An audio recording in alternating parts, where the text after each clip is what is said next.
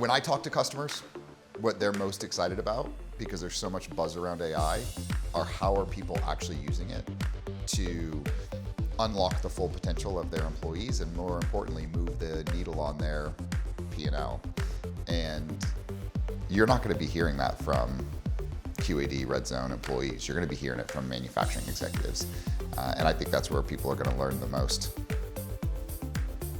The thing I am most excited about is hearing from manufacturers that are using agents on the front line, where frontline employees have champions that are carrying out tasks for them, helping them predict problems, solve problems way faster, or avoid them altogether.